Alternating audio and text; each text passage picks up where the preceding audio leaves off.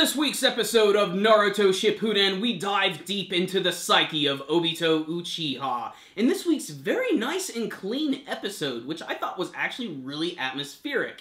It wasn't a perfect episode by any stretch of the means, but it definitely had my attention. I especially loved the interactions between Naruto and Obito at the very beginning of the episode. I just love the whole backdrop of the weird world that they're hanging out in, and it was at that point that I realized, wow, the artwork in this episode looks really good. It literally looks like it was ripped directly from the manga, but it's when they actually finally go to all of the flashbacks of Obito and him growing up with Kakashi and Rin and joining Minato's team that the episode really starts to come into its own. And basically it's just like a huge montage of all the events that Obito went through, him trying to form a relationship with Rin, constantly looking like a dumb idiot in front of Kakashi.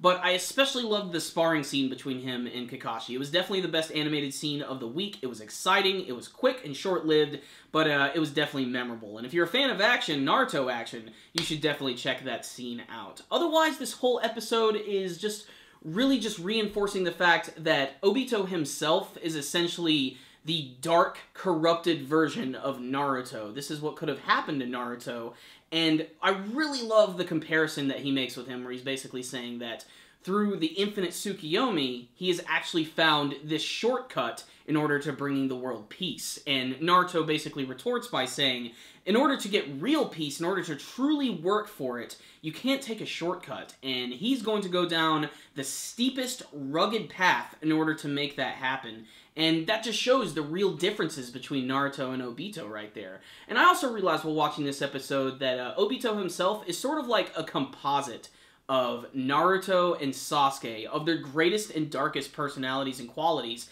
combined into one character. There are some scenes this week that I think were a little too lingering, like the first scene they showed where they were panning in slowly on Obito and Rin. I think they focused on that way too long, especially because right after that, they showed us the same scene again, except that they just gave us dialogue. The other thing that's really strange is, of course, just seeing the relationship build between Obito, Kakashi, and Rin. Obviously, Kakashi and Obito are like oil and water, but Obito is completely obsessed with Rin, and they seem to have a nice relationship. They seem to be very good friends, and Rin even seems to genuinely care about Obito, in basically saying that she wants to watch over him and protect him until he becomes Hokage. And that's, of course, another one of the themes of the episode, is Obito wanting to become Hokage, and Naruto fully understanding him, but still being angry about the way he's trying to make things happen. And you can even see throughout the entire episode, especially by the end of it, that Naruto is really starting to get to Obito and finally starting to realize what he's doing. And even Obito himself sort of admitted that he's basically just sort of using Naruto as like a testbed to see if he will go as far as he did in order to try and achieve ultimate peace. And he just still can't accept the fact that even if he believes that Naruto thinks that the end result is going to be the same, he's just going to continue to fight on, because that's just the type of character that Naruto is. And there was just a little bit of humor this week. It's just always funny to see scenes with Obito, especially when he's a little kid. He's got a lot of really great goofy moments and funny expressions, especially the scene where Rin was getting really close to him. I thought that was pretty goofy. And I really like the atmosphere, especially the scene where Obito was looking at the pictures of his teammates. When that music kicked in and they finally went back to Obito and Naruto, there was just something about that that really sent like this weird shudder and tingle down my spine, which I really enjoyed.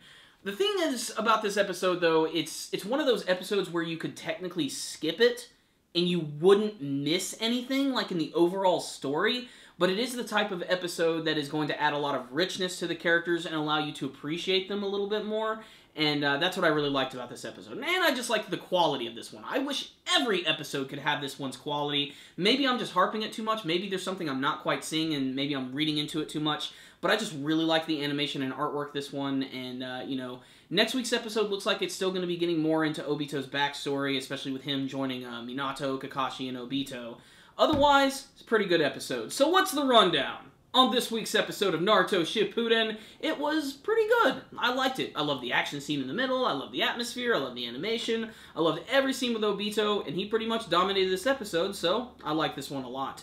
Another reason to check out this episode is just to see the character cameos from all of the characters when they were younger, when they were at the Ninja Academy. Just little differences. Like, I like the fact that Kakashi's wearing a different outfit. He has this scarf on that has these little shuriken all over it. And even as a young kid, you know, he was considered a genius amongst everyone, and Obito was always just trying to catch up with him, but he always just ended up looking like a goof and almost accidentally killing the teachers that were teaching him by throwing shuriken right at their faces. But like I said, I like seeing a guy with his much bushier hair, just seeing him when he was younger. You got to see Kakashi when he went through his first graduation ceremony, and you also got to see where Third Hokage was meeting with Minato and talking to him about how Kakashi's basically just been sort of constantly living in darkness, beating himself up, and living in the shadow of his father's death. So it's some pretty heavy-handed material.